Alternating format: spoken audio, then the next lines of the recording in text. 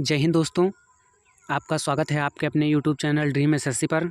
आज हम करने वाले हैं एसएससी जीडी से रिलेटेड परीक्षा 2023-24 जो 24 में होने वाली है, उसी से इम्पॉर्टेंट टॉपिक करेंगे कि क्या क्या पेपर में आने वाला है। क्योंकि यह परीक्षा काफ़ी महत्वपूर्ण भी है, क्योंकि इसी में आप लोग जो फॉर्म भरे हो इसी में आगे तैयारी करके इसमें सिलेक्शन लेना है, तो यह आपके लिए बहुत महत्वपूर्ण हो जाता है। इसीलिए आज हम इसी पर चर्चा करेंगे। अब 2-2.5 महीने का समय बचा हुआ, तो हम मॉक टेस्ट के रूप में इसे सब करेंगे। और इस बार हिंदी का प्रैक्टिस सेट लेके आए हैं हम, और इसके बाद रीजनिंग का या फिर जीके जीएस का सभी का प्रैक्टिस सेट लेके आते रहेंगे। इस समय में टाइम जो रहेगा आपका 8 मिनट रहेगा और प्रश्नों की संख्या 20 होगी इस मॉक टेस्ट में। और जो प्रीवियस ईयर के क्वेश्चन रहेंगे वही क्वेश्चन हैं जो 2022 में पूछे गए हैं, वही सब क्वेश्चन रहेंगे और आपको करना है, क्योंकि प्रीवियस ईयर से क्वेश्चन ज़्यादा पूछे जाते हैं, इसीलिए इन टॉपिक को ज़्यादा कवर करने की ज़रूरत है। चलिए हम शुरुआत करते हैं। तब तक आप अपने चैनल यानी इस चैनल को सब्सक्राइब कर दीजिए और लाइक का बटन दबा दीजिए। तब तक चलिए हम अपने प्रश्नों की ओर देख लेते हैं कि कौन कौन से प्रश्न पूछे गए थे और कौन कौन से प्रश्न पूछे जाने की संभावनाएं हैं। तो हमारा जो पहला प्रश्न है वो है, वह धन जो आधिकारिक रूप से राज्य को मिलता है, वाक्यांश के लिए एक शब्द बताइए। यानी वह धन जो राज्य को मिलता है यानी स्टेट को मिलता है, उसके लिए वाक्यांश के लिए एक शब्द हमें बताना है। क्या होगा? राजस्व होगा, या फिर चुंगी होगा, या फिर कर होगा, या फिर राजधन होगा। तो अब देखिए, जो राजधन होता है वो राजा का धन होता है। कर भी एक प्रकार से कर है, लेकिन इसे नहीं लेंगे। क्यों? क्योंकि यह राज्य से, जो राज्य को मिलता है उसकी बात कर रहा है, ठीक, बड़े स्तर पर। इसीलिए जो आपका इसमें राइट आंसर हो जाएगा वो हो जाएगा राजस्व। यानी जो राजस्व है उसको हम कहेंगे, वह धन जो आधिकारिक रूप से राज्य को मिलता है क्या कहलाता है? तो राजस्व कहलाता है। इसीलिए ये हमारा राइट ऑप्शन हो जाएगा। बात कर लेते हैं हमारे अगले प्रश्न की ओर। प्रश्न संख्या 2 है। इसमें क्या कहा गया है? इसमें कहा गया है किसी पदार्थ या राज्य का एक दूसरे में, पदार्थ में या राज्य में मिल जाना। यानी कोई स्टेट है यानी राज्य है, तो वह दूसरे राज्य में, मान लो एक राज्य कोई है और दूसरे राज्य में मिल जा रहा है, या फिर कोई पदार्थ है एक दूसरे से मिल जा रहा है, तो उसे क्या कहेंगे? एकीकरण कहेंगे, या फिर विलय कहेंगे, या फिर संगम कहेंगे, या फिर सहयोग कहेंगे। तो जो सहयोग होता है देखिए, वो एक दूसरे में दिया जाता है, उसमें विलय नहीं होता है। संगम में भी ऐसा नहीं है, क्योंकि यह संगम नदियों की बात थोड़ी ना यहाँ पर हो रही है। तो जो आपका विलय है, विलय यानी जो विलय है ये क्या हो जाएगा? एक दूसरे का राज्य में विलय होना, यानी कहते हैं ना राज्य में एक दूसरे का विलय हो रहा है, एकीकरण नहीं होगा। तो आपका इसमें से जो आपका राइट आंसर हो जाएगा वो हो जाएगा विलय। यानी किसी पदार्थ या राज्य का दूसरे पदार्थ या राज्य में मिल जाना क्या कहलाता है? विलय कहलाता है। ये देखिए, ये सब 2022 के प्रश्न पूछे गए हैं, काफ़ी इंपॉर्टेंट प्रश्न रहे हैं। बात कर लेते हैं हमारे अगले प्रश्न की ओर। तो हमारा जो अगला प्रश्न है वो है, निम्नलिखित में वाक्यांश के लिए उपयुक्त शब्द है। यानी वाक्यांश के लिए उपयुक्त शब्द बताना है हमें, और वाक्यांश ये रहें। और जो आपका वाक्य है वो कौन सा है? बिना स्वार्थ के काम करने वाला। यानी बिना स्वार्थ के काम करने वाला, उसको क्या कहेंगे? क्या कहेंगे बिना स्वार्थ के काम करने वाले को? उसे क्या कहेंगे? निस्वार्थी कहेंगे, या फिर सहायक कहेंगे, या फिर हितैषी कहेंगे, या फिर स्वार्थी कहेंगे। देखो, जो स्वार्थी होता है ना, यानी स्वार्थी जो होता है वो किसी स्वार्थ के लिए काम करता है, पहली बात तो। दूसरा जो है वो है हितैषी। हितैषी मतलब हित चाहने वाला, वो काम की बात यहाँ पर नहीं की गई। और जो सहायक होता है वह अपने स्वार्थ के लिए भी काम कर सकता है, इसलिए ये नहीं होंगे। जो निस्वार्थी है वो आपका राइट आंसर हो जाएगा। निस्वार्थी मतलब क्या होता है? निस्वार्थी मतलब होता है कि जो बिना स्वार्थ के काम करे। यानी निस्वार्थी मतलब जो क्या होता है? जो बिना आपके स्वार्थ के काम करे, यानी बिना स्वार्थ के काम करने वाले को क्या कहेंगे? निस्वार्थी। बिना स्वार्थ के काम करने वाला, यानी बिना स्वार्थ के काम करने वाले को क्या कहेंगे? निस्वार्थी कहेंगे। ये आपका राइट आंसर हो जाएगा। बात कर लेते हैं हमारे अगले प्रश्न की ओर। तो हमारा अगला प्रश्न क्या है? हमारा जो अगला प्रश्न है वो है प्रश्न संख्या 4। निम्नलिखित वाक्यों में रिक्त स्थान की पूर्ति उचित शब्द द्वारा कीजिए। यानी रिक्त स्थान की पूर्ति उचित शब्द द्वारा करना है। तो जो रिक्त स्थान कहाँ कहाँ दिया गया? ये दिया गया, ये दिया गया। चलिए पहले वाक्य को पढ़ते हैं। वाक्य हमारा क्या रहा? साहसी व्यक्ति, यानी जो साहसी व्यक्ति हैं खाली स्थान हो जाता है। और जो कछुआ है वह चरजीव है। यानी साहसी व्यक्ति क्या हो जाता है? जिसमें भय ना हो, या फिर अभय, या फिर भय सहित, या फिर साथ साथ। तो देखिए, जिसमें जो साहसी व्यक्ति होते हैं ना उनमें अभय हो जाता है। अभय मतलब बिना डरे हुए, अभय मतलब जो डरता नहीं है किसी से न डरे, उसे अभय कहते हैं। और जो कछुआ है ना, वो उभय है। उभय मतलब क्या होता है? तो उभय मतलब आपको बता देते हैं। उभय मतलब होता है जो दोनों जगहों पर रह सके, दोनों जगहों पर। कहाँ कहाँ? जल और थल। जो जल एवं थल पर दोनों जगहों में रह सके उसे उभय कहते हैं। और अभय मतलब जो डरे नहीं, उसको अभय कहते हैं। इसलिए आपका राइट आंसर हो जाएगा option number B. Option number B इसका राइट आंसर हो जाएगा। क्या हो जाएगा? अभय और उभय। अब बात कर लेते हैं हमारे अगले प्रश्न की ओर। हमारा जो अगला प्रश्न है वो है प्रश्न संख्या 5। प्रश्न संख्या हमारा 5 क्या कहता है? हिमालय की चोटियाँ, यानी हिमालय की जो चोटियाँ हैं ना, वो खाली स्थान करती हैं। क्या करती हैं? इसमें क्या बताना है? वाक्य में रिक्त स्थान की पूर्ति उचित मुहावरे द्वारा करना है, यानी मुहावरा यहाँ पर कोई लगाना है। तो आप क्या करती हैं ऊँची चोटियाँ? राई का पहाड़ है? नहीं, यहाँ पर करती हैं तो करती हैं वर्ड से ही कुछ आना चाहिए।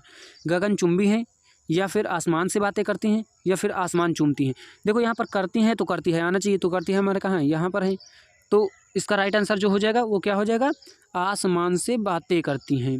यानी हिमालय की जो चोटियाँ हैं ना, वो आसमान से बातें करती हैं। हिमालय की चोटियाँ यहाँ पर आसमान से बातें करती हैं। बात कर लेते हैं हमारे अगले प्रश्न की ओर। तो हमारा अगला प्रश्न क्या है? प्रश्न संख्या 6।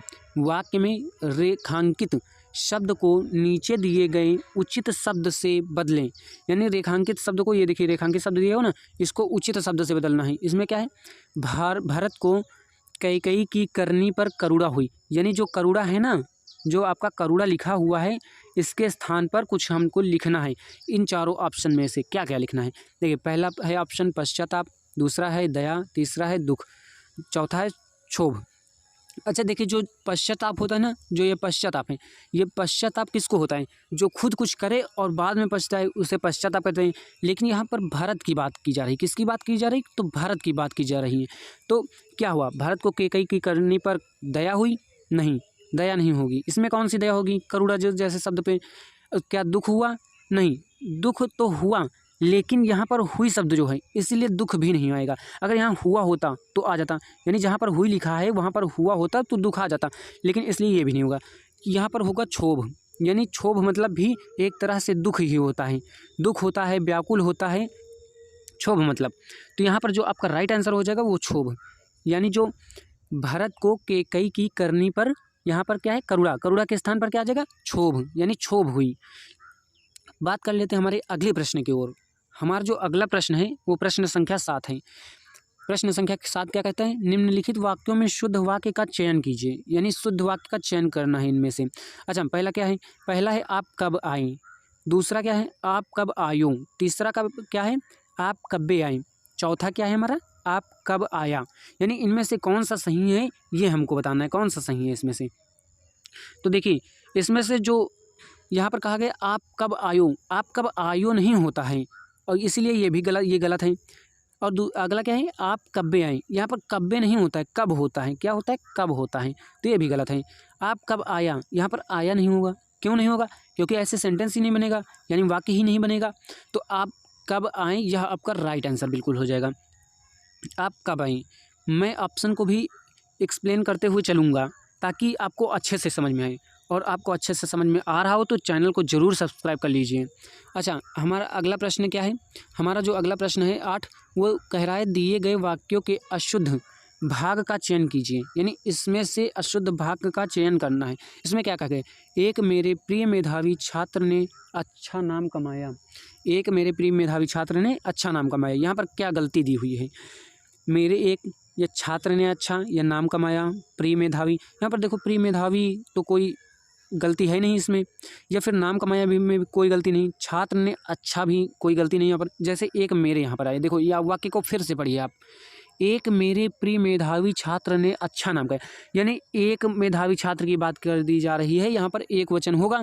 तो एक मेरे प्रिय मेधावी छात्र की क्या जरूरत है? अगर यह कहा जाए कि मेरे प्रिय मेधावी छात्र ने अच्छा नाम कमाया, तब भी तो एक ही पर्सन का बोध हो रहा है, तब भी तो एक ही व्यक्ति का बोध हो रहा है।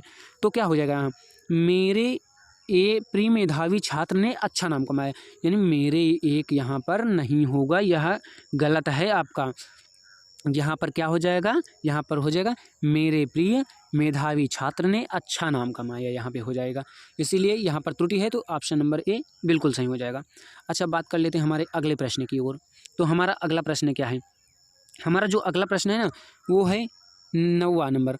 वर्तनी की दृष्टि से नीचे दिए गए वाक्य में अशुद्ध भाग का चयन करना है। यानी जो वर्तनी दी गई है उसमें से अशुद्ध भाग का चयन करना है।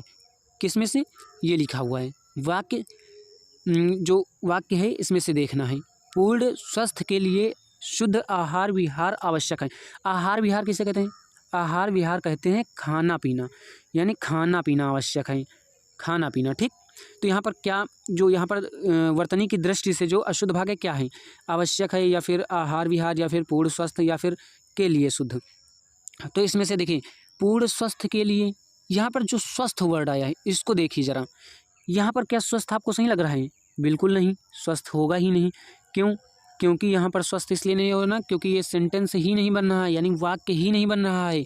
यहाँ पर इस तरह से वाक्य बनेगा, पूर्ण स्वस्थ स्वास्थ्य के लिए, यानी क्या हो जाएगा यहाँ पे, यहाँ हो जाएगा पूर्ण स्वास्थ्य के लिए शुद्ध आहार विहार आवश्यक है, यानी पूर्ण स्वास्थ्य के लिए यहाँ पर होगा, इसीलिए यहाँ पर स्वास्थ्य त्रुटि है।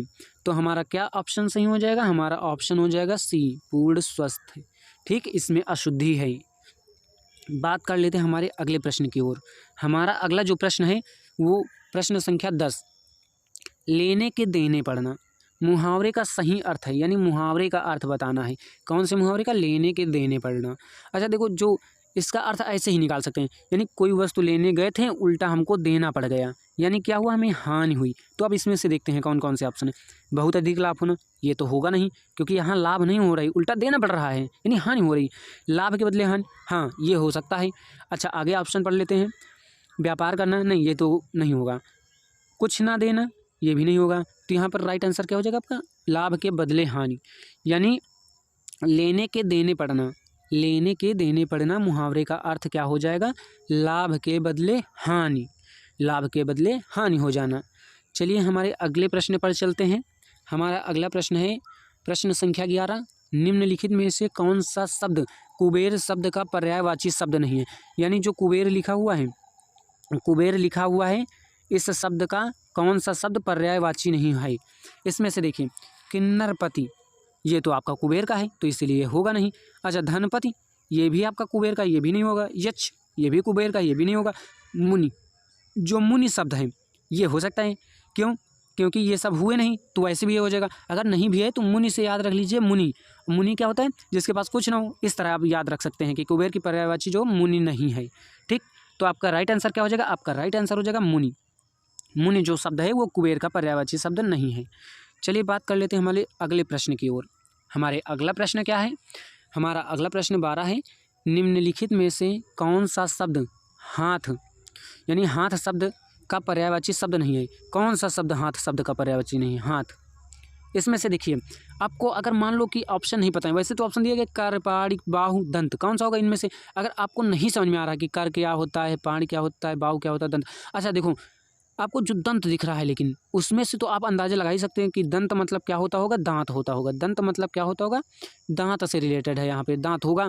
तो अच्छा क्या दांत हाथ के बराबर हो सकता है, यानी क्या दांत हाथ हो सकता है, नहीं हो सकता है। तो इसका से सीधा राइट आंसर क्या हो जाएगा, दंत। भैया हमारा दंत हो जाएगा राइट आंसर। क्यों, क्योंकि बाकी सब तो हो सकते हैं क्योंकि उनके पर्यायवाची हैं, लेकिन दंत जो है ये नहीं होगा, आपसे पर्यायवाची शब्द नहीं है, ये पूछा गया था। इसमें से काफ़ी लोग कन्फ्यूज हो जाते हैं कि पर्यायवाची शब्द एक मिली उसी को लगा के चले आते हैं, यहाँ पर पूरा नहीं पढ़ते हैं, या पूरा पढ़िए कि क्या पूछ क्या रहा है, इसलिए आपका दंत राइट आंसर हो जाएगा। अच्छा बात कर लेते हैं हमारे अगले प्रश्न की ओर। अगला प्रश्न क्या है, प्रश्न नंबर 13, नव्या ने सुमति की बहुत भर्त्सना की, उक्त वाक्य में भर्त्सना शब्द के विलोम शब्द का किस वाक्य में प्रयोग हुआ है। वाक्य हमारे क्या क्या हैं, नव्या ने सुमत की बहुत बुराई की, नव्या ने सुमत की बहुत आलोचना की, नव्या ने सुमत की बहुत प्रशंसा की, नव्या ने सुमत की बहुत निंदा की। अच्छा देखो यहाँ पर जो भर्त्सना शब्द दिया गया है, यहाँ पर कुछ रिलेटेड है, बुराई जैसा कुछ लग रहा है ना, आपको बुराई जैसा लग रहा है कि नहीं लग रहा है। वैसे भर्त्सना मतलब होता है किसी की आलोचना यानी बुराई करना, निंदा करना, है ना, ये होता है भर्त्सना मतलब। तो यहाँ पर देखो इनमें से बुराई है, आलोचना है, निंदा है, लेकिन हमसे पूछा क्या गया था, विलोम शब्द। भर्त्सना शब्द का विलोम शब्द यहाँ बनाना है। तो जो बुराई होता है उसका अपोजिट क्या होता है, यानी विलोम शब्द क्या होता है, प्रशंसा, यानी प्रशंसा की। तो इसमें से आपका जो राइट आंसर हो जाएगा वो हो जाएगा ऑप्शन सी, नव्या ने सुमत की बहुत प्रशंसा की। यह आपका राइट आंसर हो जाएगा। बात कर लेते हैं हमारे अगले प्रश्न की ओर। तो हमारा अगला जो प्रश्न है, प्रश्न संख्या 14 है। इसमें से निम्नलिखित विकल्पों में से किस एक वाक्य में संख्यावाचक विशेषण शब्द का उचित प्रयोग नहीं हुआ है, यानी संख्यावाचक विशेषण का उचित प्रयोग नहीं हुआ है किस वाक्य में, ये आपको बताना है। हमारा जो पहला वाक्य है वो है दुर्घटना में पहलवान को अधिक घाव हुए। दूसरा है हमारी बगिया में कुछ वृक्ष हो गए। तीसरा है महात्मा गांधी बहुत थोड़े कपड़े पहनते थे। चौथा है नव्या के बाल काले हैं। अच्छा देखिए यहाँ पे जो ऑप्शन ए है वहाँ पर अधिक घाव हुए हैं। अधिक घाव क्या बताता है, यानी कुछ तो घाव हुए होंगे, तो 2 हुए होंगे, 4 हुए होंगे, 10 हुए होंगे, कुछ तो घाव हुए होंगे। तो ये एक संख्यावाचक है और हमें उस वाक्य का चयन करना है जो संख्यावाचक नहीं है जो। अच्छा दूसरा क्या है, हमारी बगिया में कुछ वृक्ष हो गए, यानी कुछ वृक्ष, यानी कुछ तो पहले ही संख्या को बताता है, कुछ यानी थोड़े से कुछ हो गए होंगे, 5 या 10 इस तरह से। महात्मा गांधी बहुत थोड़े कपड़े पहनते थे, यानी बहुत थोड़े से क्या संबंध है कि बहुत थोड़े यानी कुछ कपड़े पहनते थे, थोड़े से कपड़े पहनते थे। और जो कपड़ा है वो भी आप गिन सकते हैं कि कितने कपड़े पहने थे। यहाँ पर देखिए ऑप्शन डी में नव्या के बाल काले हैं, यहाँ पर क्या कहा गया, नव्या के बाल काले हैं। यहाँ पर जो काले है यह विशेषण है, लेकिन आप यहाँ काले से कुछ संख्या का अनुमान लगा सकते हैं, काले से कोई संख्या का अनुमान नहीं लगा सकते हैं। तो आपका राइट आंसर क्या हो जाएगा, यही ऑप्शन डी, नव्या के बाल काले हैं। यहाँ पर संख्यावाचक विशेषण का प्रयोग नहीं हुआ है, इसलिए यह आपका राइट आंसर हो जाएगा। सभी ऑप्शनों को ध्यान से सुन लीजिए ताकि आप वहाँ पेपर में कुछ करने बैठें तो वहाँ पर गलती ना हो। और हमारा अगला प्रश्न है 15, निम्नलिखित विकल्पों में से कौन सा एक वाक्य प्रश्नवाचक सर्वनाम से संबंधित नहीं है। इनमें से कौन सा ऐसा विकल्प है जो प्रश्नवाचक से संबंधित नहीं है। जो ऑप्शन ए है वह है यह मूर्खता किसने की, यह मूर्खता किसने की। दूसरा क्या है, किसी ने जोर से चित्कार की। तीसरा क्या है, संसार का संचालन और नियमन कौन करता है। चौथा है यह गाड़ी किसकी है। तो हमसे पूछा गया प्रश्नवाचक सर्वनाम से संबंधित नहीं है। तो जो हमारा पहला ऑप्शन है यह मूर्खता किसने की, यहाँ पर जो किसने वर्ड आ रहा है, किसने शब्द आ रहा है, यह आपका क्या हो जाएगा, प्रश्नवाचक सर्वनाम। और जहाँ बी नंबर के ऑप्शन की बात कर लेते हैं तो यहाँ पर जो कहा गया है किसी ने जोर से चित्कार की, यहाँ पर लेकिन बताया जा रहा है किसी ने, ये थोड़ी ना पूछा जा रहा है किसने, यहाँ पर प्रश्न थोड़ी ना पूछा जा रहा है, यहाँ पर बताया जा रहा है, इसलिए यह ऑप्शन तो जरूर होगा क्योंकि यहाँ पर नहीं पूछा है। अच्छा सी पढ़ लेते हैं, संसार का संचालन एवं नियमन कौन करता है। संचालन यानी चलाना, नियमन मतलब चलाना, कौन करता है, कौन शब्द जो है ना ये बता रहा है कि प्रश्नवाचक है। अच्छा यह गाड़ी किसकी है, यहाँ पर किसकी बता रहा है, प्रश्नवाचक है। तो आपका राइट आंसर क्या हो जाएगा, ये हो जाएगा किसी ने जोर से चित्कार की, यह आपका राइट आंसर हो जाएगा क्योंकि यहाँ पर प्रश्न नहीं पूछा जा रहा है, बताया जा रहा है। अच्छा बात कर लेते हैं हमारे अगले प्रश्न की ओर। तो हमारा जो अगला प्रश्न है वो है गद्यांश से संबंधित। गद्यांश जानते ही होंगे, 5 प्रश्न गद्यांश से आते हैं। तो गद्यांश को पहले पूरा पढ़ते हैं, फिर एक एक शब्द को भरते हैं। यहाँ पर पूरा पहले पढ़ते हैं, ये क्या कहा गया है, आज का जीवन खालिस्तान से भरा है, महत्वपूर्ण और अनिवार्य खालिस्तान को पूरा करने में अत्यधिक संघर्ष करना पड़ता है, महंगाई बहुत खालिस्तान हो गई है, इसके साथ ही बच्चों से लेकर खालिस्तान तक की आवश्यकताएं इतनी अधिक हो गई हैं कि परिवार के प्रत्येक सदस्य को धनोपार्जन करने के लिए घर से बाहर जाना पड़ता है और घर और अपनों के लिए समय ही नहीं होता। जीवन संघर्ष का खालिस्तान बन गया है। तो हम एक एक विकल्प लगाते चलेंगे। यहाँ पर क्या कहा गया है, आज का जीवन खालिस्तान से भरा है, किससे भरा है, कार्य से भरा है, भाग दौड़ से भरा है, सदस्यों से भरा है या फिर खेल कूद से भरा है। तो यहाँ देखिए यहाँ पर बताया गया कि जीवन कठिनाइयों से संघर्ष के, क्योंकि यहाँ पर एक दूसरी की जगह जाया जा रहा है, यानी घूमा फिरा जा रहा है, किसी के पास समय नहीं मिल पा रहा है, ठीक। तो यहाँ पर क्या हो जाएगा, भाग दौड़, यानी भाग दौड़ से भरा हुआ है, जो आपका जीवन है ना वो भाग दौड़ से भरा हुआ है। हमारा जो अगला प्रश्न है, अगला है 17वां, वह है महत्वपूर्ण और अनिवार्य खालिस्तान को पूरा करने में अत्यधिक संघर्ष करना पड़ता है, यानी किसका करने पर संघर्ष करना पड़ता है, अवसर, भावना, घटना, आवश्यकता, यानी महत्वपूर्ण आवश्यकताओं को, यहाँ पर आवश्यकताओं होना चाहिए, तो ये आपका डी आंसर बिल्कुल राइट हो जाएगा। आवश्यकताओं को पूरा करने में अधिक संघर्ष करना पड़ता है। हमारा जो अगला प्रश्न है 18 है, उसमें क्या है, उसमें है महंगाई बहुत खालिस्तान हो गई है, क्या हो गई, कम हो गई है, बन गई है, बढ़ गई है या फिर नीचे हो गई है। तो महंगाई बहुत बढ़ गई है, क्या होगा, महंगाई बहुत बढ़ गई है, महंगाई बहुत बढ़ गई है। आपका अगला प्रश्न है, अगला है हमारा इसके साथ ही बच्चों से लेकर खालिस्तान तक, बच्चों से लेकर किससे तक, बूढ़ों तक, बाहर, सरकार, किसी भी, यानी बच्चों से लेकर बूढ़ों तक, यानी कह लें कि छोटे से लेकर बड़े या बूढ़ों तक। तो आपका अगला प्रश्न क्या है, यहाँ पर ए ऑप्शन राइट हो जाएगा। और इसमें देख लेते हैं, इसमें हमारा लास्ट क्वेश्चन है, आखिरी क्वेश्चन है। इसमें से क्या दिया गया है, हम यहाँ से पढ़ते हैं। घर और अपनों के लिए से, अपनों के लिए समय ही नहीं होता, जीवन संघर्ष का खालिस्तान बन गया है। क्या बन गया है, प्रकार बन गया है, पर्याय बन गया है, सहायक बन गया है, कारण बन गया है। तो यहाँ पर हो जाएगा पर्याय बन गया है, उदाहरण बन गया है। पर्याय मतलब क्या होता है, उदाहरण, उदाहरण बन गया है। ये जो भाग दौड़ है ना, इसके लिए जीवन, जो संघर्ष का जीवन है, वो पर्याय बन गया है इन सभी चीज़ों का।